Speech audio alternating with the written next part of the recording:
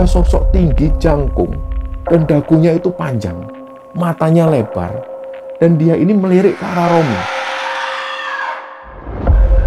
Tiba-tiba kecepatannya ini menurun, padahal gas ini sudah ditekan terus oleh Romi. Jadi kayak seolah-olah mobil ini terasa berat banget. Dan semakin dia membacakan itu, ada sosok yang ketawa dari atas. Ini sosok perempuan, kayak muter-muter di atas kepalanya Romi.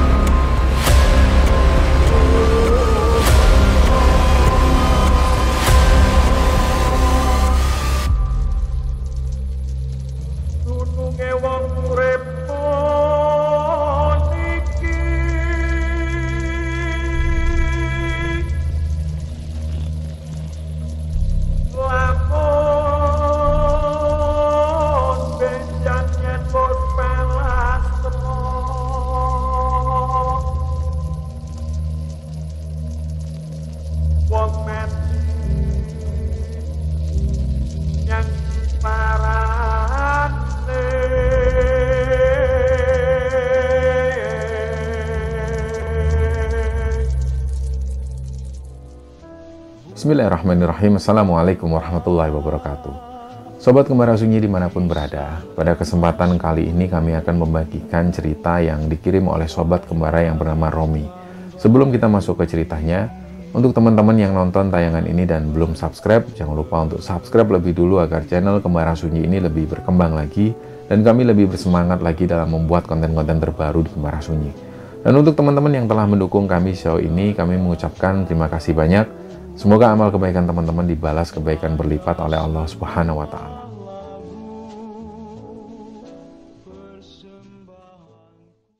Jadi untuk cerita di episode kali ini teman-teman, cerita ini dikirim oleh Sobat Kembara yang bernama Romi. Romi ini ingin membagikan ceritanya. Jadi kalau nggak salah, menurut Romi ini, kejadian ini pernah terjadi di sekitaran tahun 2014. Jadi Romi ini tinggal bersama kedua orang tuanya dan juga satu orang adiknya, namanya Rosi. Usia mereka terpaut sekitar 2 tahunan. Dari kecil memang ayahnya Romi ini suka sekali berbisnis. Jadi dari masa muda nggak pernah ikut orang sama sekali. Ketika usaha yang ini gagal, beliau mencoba usaha yang lain. Sampai kemudian di tahun 2012, beliau ini memulai usaha barunya, yaitu buka peternakan ayam. Nah, lokasinya itu nggak jauh dari rumahnya. Sebelum-sebelumnya, beliau ini sudah punya toko semacam usaha pertanian. Beliau menjual pupuk, menjual pakan ternak, dan mulai tahun 2012 inilah beliau mulai usahanya peternakan ayam ini. Nah, berjalannya waktu, di awal-awal tahun 2014 itu tiba-tiba beliau ini mengalami sakit. Yang menurut medis, beliau ini mengalami sakit paru-paru basah.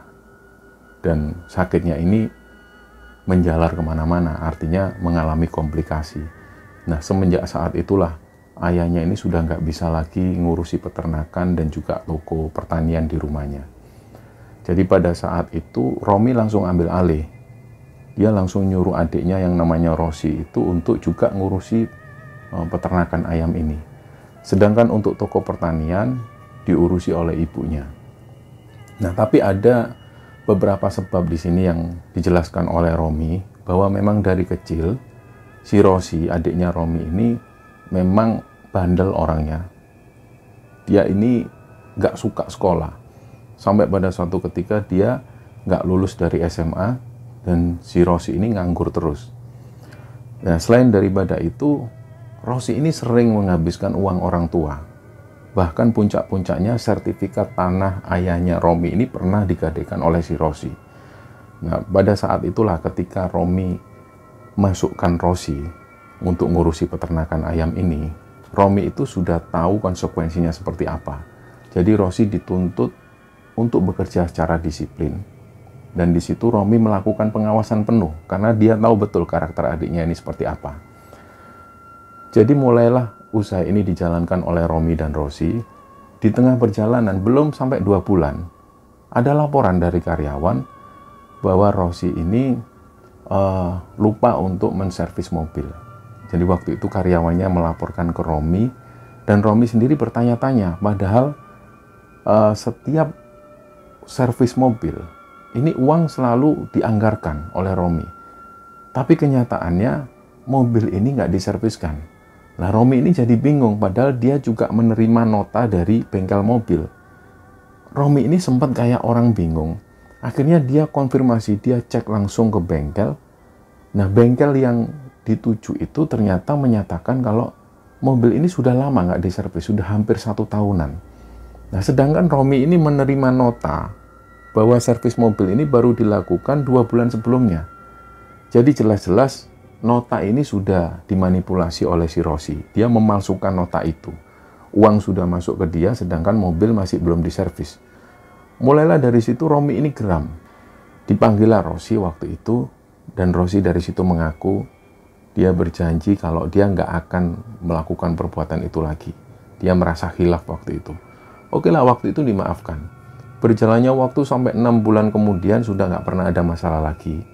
Nah, tiba-tiba waktu itu ada beberapa karyawan ini yang mengundurkan diri. Romi sendiri nggak tahu sebabnya, padahal karyawan ini sudah ikut dari awal peternakan ayam ini ada.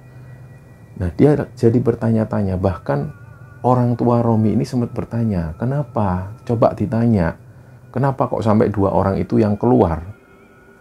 Orang tua Romi ini tentu menyesalkan karena mereka ini ikut kerja dari awal berdirinya peternakan ayam ini. Sedangkan 2 orang yang memutuskan keluar, ini mereka nggak ngomong alasannya seperti apa. Mereka hanya ingin kembali ke desa. Akhirnya 2 orang ini keluar, tinggallah 3 orang karyawan. Di situ Romi juga sudah merasa pekerjaan ini semakin banyak. Nah, singkat cerita di bulan Oktober, biasanya ada pengiriman ayam di sebuah kota yang jarak tempuhnya itu sekitar hampir 130 km. Nah, pengiriman ini biasanya dilakukan di malam hari, supaya nanti datangnya itu tepat di waktu subuh atau sebelum subuh. Nah, biasanya yang mengantar ayam ke kota itu adalah seorang sopir. Nah, hari itu beliau ini nggak masuk, karena beliau sudah sakit 3 hari. Mau nggak mau, Romi minta tolong ke Rosi. Dia bilang ke adiknya itu, Ros, kamu tolong antar ayam ini ke juragan yang ada di kota itu. Dan singkat cerita, Rosi ini menolak karena Rosi beralasan dia banyak kerjaan. Akhirnya karena nggak mau pusing, ya sudahlah, Romi yang ambil alih. Malam itu ketika ayam-ayam ini sudah dipersiapkan, dimasukkan di dalam kandang mobil, Romi berangkat. Tanpa dia menyadari apa saja kekurangan dari mobil ini. Karena sebelum-sebelumnya Romi sendiri ini nggak tahu bahwa mobil ini apa sudah diservis dengan benar. Dia nggak pernah ngecek. Karena waktu itu dia diburu waktu, dia langsung tancap gas menuju ke kota yang dimaksud. Nah, perjalanan waktu itu 1 jam setelah keluar dari rumah Romi, dia ini melewati sebuah alun-alun. Setelah dari alun-alun itu, dia melewati sebuah jalan yang cukup untuk 2 mobil. Jalan ini dilalui oleh semua kendaraan untuk menuju lintas provinsi maupun lintas kabupaten. Nah, waktu itu tiba-tiba ada sebuah acara.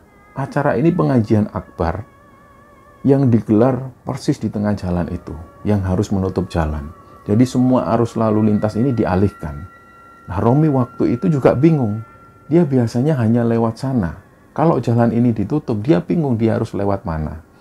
Kalaupun dia harus muter, ini diperlukan waktu sekitar hampir 2 jam lebih dan melewati kabupaten yang lain. Di situ Romi bingung dan dia melihat ada 3 mobil yang putar balik. Nah, dia ngikuti 3 mobil ini. Ternyata setelah diikuti oleh Romi, 2 mobil menuju ke arah lurus, 1 mobil belok ke arah kiri. Yang mobil warna putih inilah yang belok ke arah kiri yang diikuti oleh Romi. Karena Romi yakin, kalau mengikuti 2 mobil ini lurus, artinya dia kembali ke rumah. Jadi dia ikuti satu mobil yang belok ke arah kiri. Mungkin mobil ini tahu jalan tembusan. Diikutilah terus. Akhirnya begitu mengikuti sekitar setengah jam, mulailah mobil ini memasuki lokasi-lokasi yang jalannya ini sudah mulai rusak, kanan kiri sawah, dan di depan itu sudah nggak ada penerangan. Nah, Romi ngikutin terus. Sampai sekitar 45 menit kemudian, ada sebuah perkampungan kecil. Mobil ini berhenti di sana. Nah, Romi jadi deg-degan. Ternyata mobil ini memang rumahnya di situ. Nah, karena Romi sudah terlanjur masuk terlalu dalam, dia nggak mungkin balik lagi ke jalan raya, dia pun berhenti. Dia tanya ke pemilik mobil putih ini, "Pak, kalau saya mau menuju ke kota, ini lewat sini bisa? Karena tadi jalannya ditutup, ada pengajian." Walah, terus si pemilik mobil ini akhirnya merasa bersalah. Ternyata sampean tadi ngikutin saya itu mau cari jalan, Thomas. Iya, Pak. Walah, Mas, ya sudah enggak apa-apa, lewat sini aja. Ini memang bisa tembus langsung ke kota. Daripada nanti sampean muter lagi, jaraknya 2 jam lewat kabupaten lain kan. Lewat sini aja lah. Tapi ini jalannya rusak. Terus nggak ada penerangan. Terus si bapak ini tanya, "Tapi mobil masnya ini sehat kan?" "Kalau sehat nggak apa-apa, lewat sini aja. Jalannya naik turun ngelewati hutan, nggak ada lampu, tapi cepat. Ya pokoknya yang diperlukan sabar aja lah." "Oh ya sudah Pak, yang penting bisa kan Pak lewat sini?" "Oh bisa. Lewat sana aja, hati-hati ya." Setelah itu Romi melanjutkan melewati jalanan itu. Nah, ini di kanan kiri masih persawahan. Dan setelah melewati perkampungan itu, mulailah si Romi ini masuk ke sebuah jalanan yang kanan kiri ini hutan dan ladang penduduk. Setelah melewati hutan ini, sekitar hampir kurang lebih 20 menit, dia sudah mendapati jalanan ini benar-benar sudah nggak ada penerangan sama sekali, kecuali penerangan dari lampunya si Romi ini. Tiba-tiba di tengah hutan yang gelap itu, Romi ini mencium aroma gosong. Nah, yang dia takutkan adalah mesin mobil. Tentu yang dia pikirkan adalah mesin mobilnya. Terus langsung dia ini menghentikan mobilnya. Dia langsung cek. Nah, di mesin ini baik-baik saja. Nggak ada kendala apapun, tapi dia mencium banget aroma gosong. Terus dia berpikir lagi, kalau aroma gosong ini biasanya mungkin dari rem atau mungkin dari tempat-tempat yang ada di dalam mesin. Ternyata nggak ada apapun yang ganjil. Romi akhirnya masuk lagi ke dalam mobil, dia lanjutkan perjalanan. Jalanan ini masih seperti itu, kanan kiri ini hutan, dan jalanan ini sudah nggak lagi aspalan. Nah, disitulah Romi ini nggak bisa melajukan kendaraannya dengan cepat. Dia hanya jalan sekitar 30 km per jam. Nah, sampai pada satu ketika, dia ini berada di sebuah tempat. Yang tempat ini memang suasananya itu aneh. Tiba-tiba Romi itu merasa bulu kuduknya merinding. Nah, kok tiba-tiba dia ini melihat ada sekumpulan orang. Orang ini jalan di tengah jalan. Karena nggak mungkin Romi harus ngambil ke arah sebelah kanan, nggak mungkin. Jalan ini hanya bisa dilewati oleh satu mobil, dan ketika ditutup oleh orang yang jalan ini, dia nggak mungkin bisa nerobos. Dia pun akhirnya melajukan kendaraannya dengan pelan banget dan berjalan persis di belakang iringan orang-orang yang lagi jalan ini. Waktu itu Romi masih nggak ngeh, ini orang-orang ngapain kok jalan di tengah jalan. Dia sendiri nggak mau ngelakson karena dia bukan warga situ. Akhirnya begitu Romi ini pelan, lampu mobil Romi ini dimatikan. Samar-samar Romi melihat ternyata ini adalah iring-iringan pengantar jenazah. Tapi nggak banyak, orangnya yang ngantar jenazah ini nggak banyak. 4 orang itu bawa keranda jenazah, dan kemungkinan orang yang ada di belakang keranda jenazah itu sekitar 3-5 orang. Jadi nggak banyak. Nah, di situ Romi hanya bisa pelan, dia jaga jarak betul. Kejadian itu sekitar 20 menitan. Jadi Romi ngikuti di belakang. Sampai nggak lama setelah itu, rombongan pengantar jenazah ini belok ke arah sebelah kiri. Dan mereka semua masuk ke dalam. Nah, setelah Romi melewati rombongan pengantar jenazah ini, Romi sempat noleh. Yang membuat Romi ini heran, di sebelah kiri itu nggak ada pemakaman. Dan rombongan pengantar jenazah ini sudah nggak terlihat lagi. Disitulah Romi merasa, aduh ini ada apa lagi. Romi ini langsung bulu kuduknya merinding. Dan seketika itu juga, dia ini mencium aroma bunga melati. Padahal, waktu itu, seluruh jendela ini dalam keadaan tertutup dan Romi ini pakai AC. Tiba-tiba dia mencium aroma seperti itu. Nah, yang dipikirkan Romi waktu itu, ini kenapa kok tiba-tiba bau melati seperti ini? Terus kenapa kok tiba-tiba dia merinding? Nah, di satu sisi lain memang Romi ini nggak hafal ayat-ayat Bismillah, Al-Fatihah, dia pun nggak pernah. Karena dari kecil dia nggak pernah dididik ngaji. Inilah dia merasa memang kekurangannya seperti itu. Kalau saja dia bisa ngaji, mungkin waktu itu dia sudah baca-baca ayat. Jadi waktu itu Romi ini cuma diem, tanpa dia membacakan sesuatu. Nah, perjalanan ini pun berlanjut. Belum lama dia ini jalan, masih dengan kecepatan 30 km per jam. Dia mencium lagi aroma yang aneh. Dan kali itu dia mencium aroma gosong lagi. Nah, Romi semakin merasa curiga karena keadaan jendela ini semuanya tertutup. Tiba-tiba dia mencium aroma gosong. Langsung Romi berhenti untuk kedua kalinya. Dia cek mesin. Nah, waktu itu tiba-tiba memang benar. Mesin ini ngebul, mengeluarkan asap. Dan ketika dicek oleh Romi, ternyata air radiator ini benar-benar habis. Nah, dia ini langsung tiba-tiba kepikiran adiknya si Rosi. Dia jengkel. Mungkin waktu itu Romi juga bingung. Dia ada di tengah hutan sendirian. Dia bingung harus minta tolong siapa. Yang Romi pikirkan hanya dia pengen mencaci maki adiknya itu. Karena selama ini uang ini sudah keluar untuk servis mobil. Kenapa untuk urusan air radiator nggak diisi? Sampai ini mengeluarkan asap. Dia langsung coba telepon adiknya itu. Ternyata Romi juga kaget. HP-nya Romi ini sama sekali nggak ada sinyal. Nah, disitulah dia bingung. Dia langsung noleh kanan kiri. Di sana itu dipenuhi pohon-pohon yang lumayan tinggi. Nah, yang pertama dilakukan Romi, dia harus ngisi air radiator. Dia tunggu sampai kondisi mesin ini benar-benar agak dingin. Barulah dia buka menggunakan kaosnya. Dan baru diisi dengan air bekas air minumnya si Romi. Dan itu hanya tinggal sedikit. Setelah Romi masukkan air itu, ini air radiator belum keisi penuh. Dia bingung lagi dia harus kemana. Nah, pada saat itulah Romi ini mungkin kondisinya kalut. Dia jengkel dengan adiknya. Mohon maaf, waktu itu dia meso-meso. Dia mengeluarkan kata-kata kotor dan teriak-teriak. Wacok, bajingan, bajingan. Dia teriak-teriak di tengah hutan yang gelap itu. Tiba-tiba pas Romi ini teriak-teriak sambil dia mencaci maki, sambil dia mengeluarkan kata-kata kotor itu, dia ini melihat ada sosok bapak-bapak. Nah, sosok bapak ini berdiri dari kejauhan, tapi Romi ngelihat bapak ini pakai sarung. Terus beliau itu berdiri kayak ngelihat Romi. Nah, beliau ini ngelihat Romi, kayak mau nyamperin Romi tapi nggak jadi. Nah, karena Romi ini merasa dilihatin oleh bapak-bapak ini, Romi ini jadi sungkan. Dia merasa bersalah karena sudah teriak-teriak. Akhirnya si Romi ini diam, dia tutup pintu mobil, dia samperin lah bapak-bapak ini. Sebenarnya dia ini mau minta pertolongan. Paling tidak dia ini mau minta air untuk mengisi radiatornya. Dia langsung mendekati bapak-bapak itu, sedangkan sosok bapak ini langsung membalikkan badan. Beliau ini langsung masuk ke arah hutan. Nah, begitu Romi mendekat, di situ Romi melihat ada 2 pohon besar dan ada jalan setapak. Nah, Romi ini sudah ragu-ragu mau masuk ke sana. Jangan-jangan nanti dia malah tersesat di sana. Karena jalannya itu sempit dan di dalam itu gelap. Di satu sisi lain, Romi ini hanya bawa HP. Dia hanya menggunakan senter dari HP. Akhirnya dari situ setelah berpikir sebentar, Romi pun memberanikan diri, dia masuk. Dia melewati jalan setapak itu, dan sebelum dia masuk melewati jalan setapak, Romi melihat di bawah pohon besar itu ada sajen. Sajen ini sengaja digeletakkan di sana, tapi Romi waktu itu melihat sajen ini banyak dari isi sajen itu yang sudah kering. Misalnya kayak buah-buahan ini sudah busuk dan dedaunan yang ada di sana ini sudah kering. Artinya bahwa sajen ini sudah lama sekali diletakkan di sana.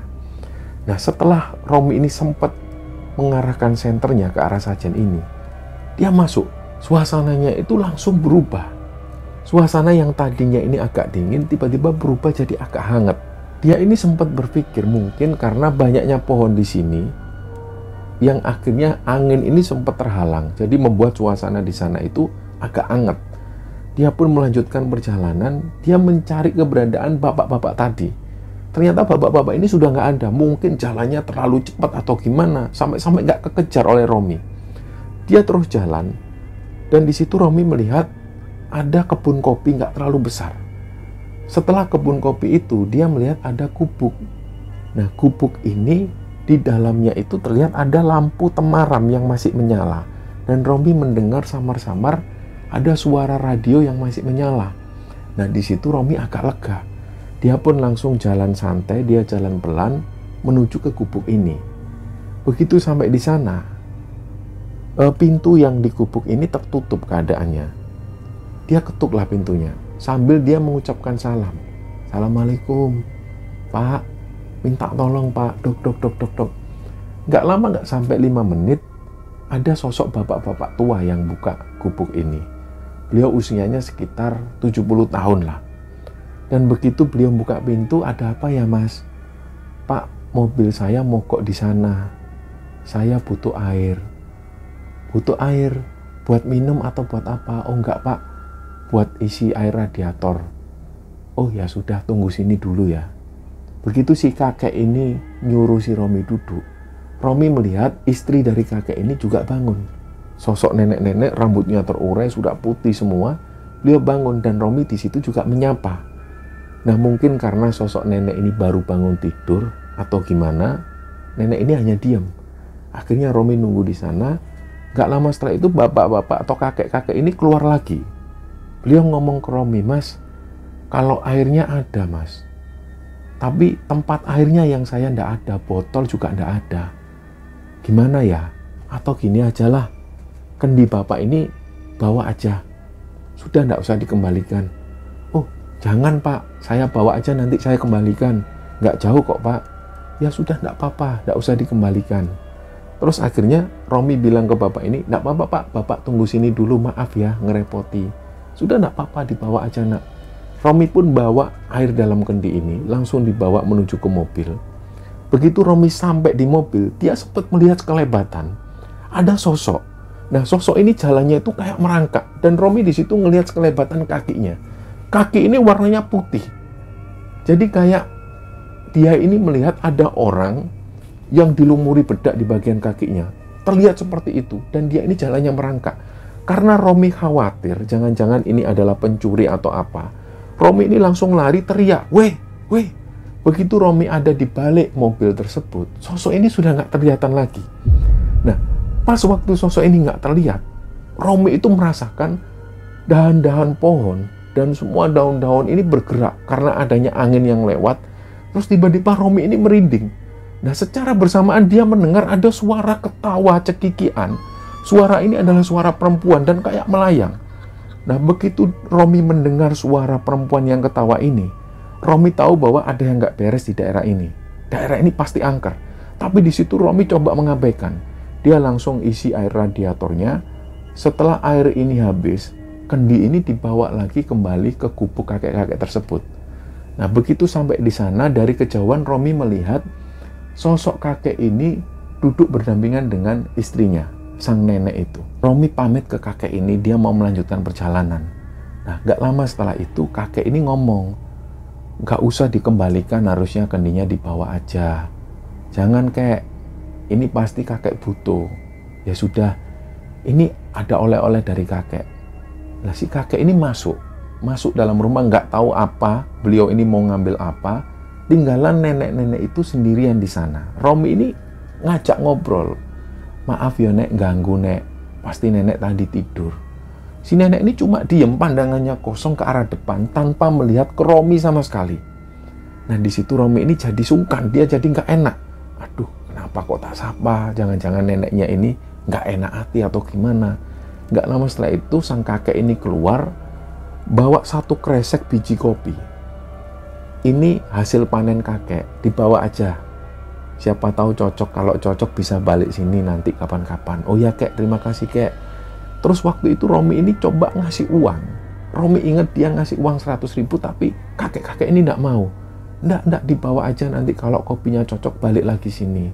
Oh ya kek, matur nuwun ya kek, terima kasih banyak. Ya hati-hati ya. Romi pun membalikkan badan, dia pamit ke kakek-kakek tersebut, dia jalan menuju ke mobil. Nah, pas waktu Romi ini jalan, dia merasa kok ada yang ngikuti. Kayak merasa ini dia nggak enak kok, kayak ada yang ngikuti. Dia noleh, ternyata nenek-nenek ini ngikuti di belakang. Sambil jalannya itu nunduk dan rambutnya itu terurai. Tentu waktu itu Romi ini kaget. karena dia nggak dengar sama sekali suara langkah kaki. Yang Romi rasakan hanya dia ini merasa nggak enak, merasa nggak nyaman. Disitulah dia noleh, ternyata ada sosok nenek-nenek ini. Lah otomatis Romi tanya, "Loh Nek, nggak usah diantar, saya balik sendiri aja." Nenek ini cuma diem. Akhirnya Romi bilang ke nenek ini, "Nek, sudah nenek pulang aja, balik aja, kasihan kakek, saya bisa pulang sendiri." Terus nenek-nenek ini berbalik badan, beliau langsung jalan balik lagi ke gubuknya. Nah dari situ Romi kembali ke mobil, dia langsung nyalakan mesin mobil dan alhamdulillahnya mobil ini bisa kembali nyala. Setelah mobil nyala, belum selesai gangguannya sampai di situ. Ketika mobil ini bisa dikendarai lagi oleh Romi, dia hanya berjalan sekitar 30 km per jam. Nah tiba-tiba di sebuah tikungan, Romi sempat melihat di sebelah kanan itu ada pohon besar banget. Dan di situ Romi melihat, entah ini halusinasi Romi atau karena dia ketakutan, yang jelas waktu itu yang dilihat Romi ada sosok tinggi jangkung dan dagunya itu panjang, matanya lebar, dan dia ini melirik ke arah Romi. Nah disitulah Romi itu langsung merinding. Dia langsung secara otomatis dia ini tancap gas. Kecepatan yang waktu itu 30 km per jam ditancap sampai 50 km per jam, padahal jalan ini dalam keadaan rusak. Jadi bisa dibayangkan gerabak. Dan secara bersamaan, ayam-ayam yang ada di belakang ini semuanya berkokok, semuanya berisik. Kayak seolah-olah ayam ini dalam keadaan terancam. Nah, secara bersamaan waktu itu, Romi melihat di kaca spion sebelah kiri, dia melihat ada sosok perempuan, dia pakai baju putih, daster panjang, rambutnya terurai. Jadi jelas-jelas si perempuan ini melayang, ngikuti mobilnya Romi. Nah, di situ Romi semakin tancap gas. Nah, tiba-tiba yang awalnya kecepatan ini sudah sampai di kecepatan 50 km per jam. Tiba-tiba kecepatannya ini menurun, padahal gas ini sudah ditekan terus oleh Romi. Jadi kayak seolah-olah mobil ini terasa berat banget. Begitu Romi ini perhatikan, ini gas sudah tancap, tapi kenapa kok kecepatannya menurun? Kayak benar-benar mobil ini terasa berat banget. Barulah di situ Romi ini melihat dari kaca spion, ada bayangan hitam besar. Dan kelihatan banget bayangan hitam itu posisinya ada persis di belakang mobilnya Romi. Dari situ ketika Romi semakin tancap gas, mobil ini semakin nggak bisa jalan. Dan sampai pada akhirnya mobil ini benar-benar berhenti, sama sekali nggak bisa jalan. Yang ada dalam pikiran Romi, dia ini masih coba untuk berpikir positif. Mungkin karena mobil ini nggak pernah diservis, hingga akhirnya membuat mobil ini susah, dan mobil ini sering rusak. Jadi dia tetap berpikir positif seperti itu. Dan begitu dia turun ngecek mesin mobil ini masih dalam keadaan normal. Begitu dinyalakan lagi, memang mesin ini nyala. Tapi ketika masuk gigi 1, mobil ini nggak bisa jalan sama sekali.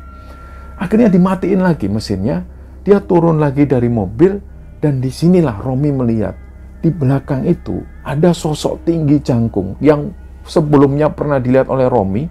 Sosok ini berdiri di pohon dan dagunya panjang. Ternyata sosok inilah yang berada persis di belakang mobil Romi. Di situ Romi semakin melihat jelas, wajahnya itu gosong, matanya lebar, dan dari mulutnya itu keluar semacam air liur. Nah, disitulah Romi sudah nggak bisa ngomong apa-apa lagi. Tiba-tiba dia itu berusaha untuk membaca ayat-ayat yang dia bisa. Tapi dia ini benar-benar nggak bisa.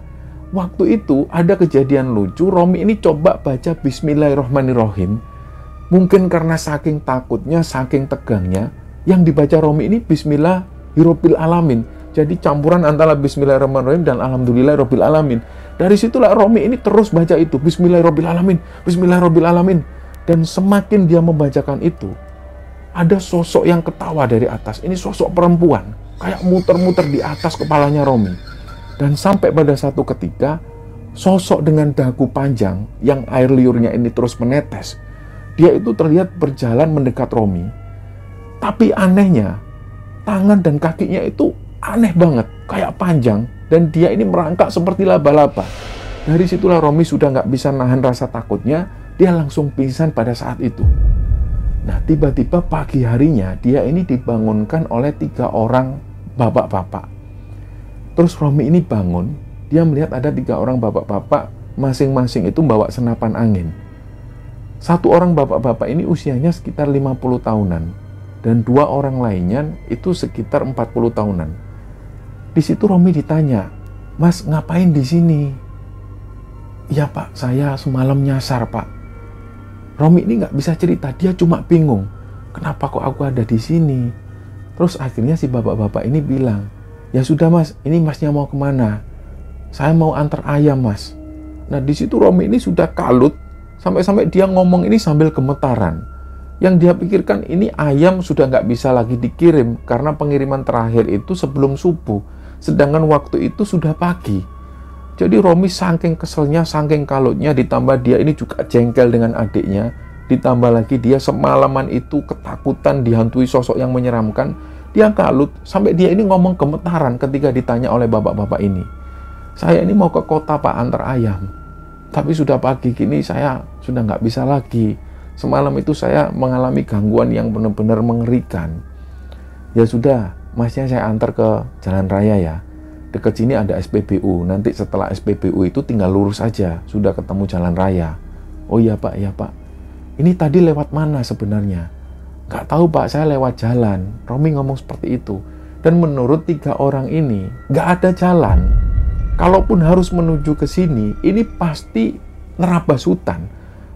Karena memang gak ada jalan. Menurut 3 orang ini yang warga sekitar sana. Akhirnya dari situ, si bapak-bapak ini bilang, sudah Mas, ayo ikut jalan sama saya, sepeda motor kami itu nggak jauh dari sini, biar mobil Masnya ini dibawa rekan saya aja. Kita ke gubuk dulu, sepeda motor kami ini ada di gubuk. Akhirnya mereka jalan sebentar, begitu sampai di gubuk, Romi ini kaget loh, ini kan gubuk kakek yang semalam nolong aku, yang ngasih air. Ternyata kakek-kakek ini lagi nyangkul di halaman gubuknya. Entah apa yang beliau tanam, terus akhirnya ketika bapak-bapak ini datang, bapak ini sudah kenal dengan kakek tersebut. Mbah, niki lho mbah wonten sing nyasar tenalas. Ini loh kayak ada yang nyasar di hutan. Terus kakek ini agak heran juga. Loh sampean kan yang kemarin minta air ke saya. Iya kayak saya nyasar, kayak saya itu ngelihat yang aneh-aneh semalam sampai saya pingsan. Terus saya dibangunin oleh bapak ini. Ayo duduk dulu, minum dulu. Setelah si Romi ini minum, dia pun cerita. Dia cerita tentang kejadian yang dia alami semalaman. Barulah 3 orang ini cerita. 3 orang yang bawa senapan angin itu, salah satu dari mereka ini menceritakan tentang situasi yang ada di hutan tersebut. Jadi hutan ini memang terkenal angker. Ketika di zaman penjajahan dulu, banyak pejuang-pejuang itu yang meninggal dan akhirnya dimakamkan di sana. Dan ketika di era-era PKI, meletusnya PKI itu, banyak sekali orang yang dieksekusi di hutan tersebut dan dikuburkan seadanya di sana. Dan puncak-puncaknya ketika perahlian Orde Baru, banyak sekali kejadian-kejadian yang ganjil, terutama ada tuduhan-tuduhan, mungkin ada teman-teman yang tahu tentang ninja. Waktu itu lagi heboh tentang ninja. Ninja ini adalah sosok yang bisa dikatakan sakti. Nah, suatu saat ketika ada isu ninja, ada penduduk desa itu yang memergoki ninja ini lari di sekitaran hutan tersebut. Akhirnya dikejarlah oleh mereka, dan begitu ninja ini ketangkep, dibakar hidup-hidup di sana, dan kemudian mayatnya dibiarkan begitu saja. Sampai nggak lama kemudian, pihak kepolisian datang, dan mayat ini pun berhasil dievakuasi. Jadi memang hutan ini, selain banyaknya terjadi tragedi di sana, memang sudah terkenal angker dari zaman dulu. Ketika Romi mendapat cerita ini, Romi ini jadi berpikir bahwa memang semalam itu kejadiannya luar biasa, gangguannya itu benar-benar serem. Nah, iseng-iseng waktu itu Romi ini tanya, loh kek, nenek kemana? Simbah kemana Mbak Putri? Terus 3 orang ini menjawab langsung, Mbak Putri itu sudah lama meninggal Mas, dari tahun 2003. Kakek ini memang tinggal di sini, kadang 5 hari sekali kakek ini pulang. Sebenarnya anak-anak kakek ini nggak kepingin kakek ini di sini. Terus Romi masih kembali lagi ke sana. Loh, maksud saya itu nenek yang kemarin Mbah. Nah, si kakek ini menjelaskan, istri saya itu sudah meninggal Mas, saya tinggal di sini sendirian. Loh, terus yang kemarin saya lihat itu siapa Mbah? Ada nenek-nenek, bahkan nenek-nenek ini sempat ikut ngantar saya. Nah, semua itu jadi heran. Salah satu dari mereka ini ada yang merinding. Bahkan kakek-kakek ini bilang, ya mungkin Masnya itu bejo, ditemui istriku. Kadang-kadang memang aku ini juga merasa didatengin istriku itu. Jadi jelas bahwa nenek ini atau istrinya kakek ini sudah lama meninggal dari tahun 2003. Dan kakek itu ternyata tinggal sendirian di gubuk tersebut. Tapi anehnya Romi ini melihat, dan bahkan Romi ini sempat menyapa nenek tersebut. Bahkan waktu itu sosok nenek ini sempat ngantar Romi mau menuju ke mobil, tapi Romi halang-halangi. Jadi tahu betul Romi ini, sosok nenek ini seperti apa. Akhirnya karena penasaran, Romi langsung tanya lagi ke kakek tersebut. Kek, mohon maaf ya kek, nenek itu rambutnya segini panjang. Iya, bener, betul. Terus beliau itu matanya agak sipit dikit gitu. Iya, betul, itu yang kamu lihat itu istriku. Nah, dengan pengakuan si kakek ini, Romi jadi yakin bahwa yang dilihat semalam itu adalah mendiang istri dari si kakek. Nah, tentu hal ini nggak masuk akal. Sama sekali nggak masuk akal. Begitupun juga dengan kejadian-kejadian yang dialami oleh Romi. Jadi setelah beramah-tamah sebentar, Romi pun pamit. Dia ini diantar oleh 3 orang pemburu tersebut menuju ke sebuah SPBU. Nggak jauh dari SPBU itu, dia sudah melihat ada jalan raya. Dari situlah Romi melanjutkan perjalanan dan dia langsung pulang kembali rumah. Begitu sampai di rumah, ibunya ini langsung tanya, kamu ini dari mana? Itu juragan yang di kota ini telepon terus, katanya ayam belum juga datang, gimana kamu itu? Lah Romi ini sudah nggak bisa jawab. Setelah Romi ini duduk sebentar, barulah Romi ini cerita, Bu, ibu percaya apa enggak ya? Romi ini nyasar, diceritakan semuanya. Bahkan kejadian-kejadian horor yang dialami Romi diceritakan semua ke ibunya. Akhirnya di situ ibunya pun mencoba memahami, mungkin memang benar kejadiannya seperti itu. Karena ibunya ini juga yakin bahwa Romi ini nggak pernah drama orangnya. Beda dengan si Rosi. Akhirnya setelah mendengar cerita dari Romi, ibunya pun memaklumi, dan beberapa hari setelah itu, Romi ini kembali mengantarkan ayam ke juragan yang ada di kota tersebut. Nah, setelah kejadian yang dialami Romi ini nggak pernah lagi mengalami kejadian-kejadian yang ganjil semacam itu. Sampai pada saat ini Romi sudah nggak lagi ngurusi peternakan ayam milik ayahnya itu. Dan di sekitar tahun 2017, ayahnya Romi ini meninggal dunia. Jadi semenjak itulah, semua urusan peternakan ayam ini diambil alih oleh pamannya Romi. Nah, cerita inilah teman-teman yang diceritakan oleh Romi kepada Kembara Sunyi, dan semoga kisah ini bisa menghibur teman-teman semua, dan lebih-lebih semoga kisah ini bisa kita ambil hikmah dan bisa kita ambil pelajaran di dalamnya. Mohon maaf kalau ada salah-salah kata. Wassalamualaikum warahmatullahi wabarakatuh.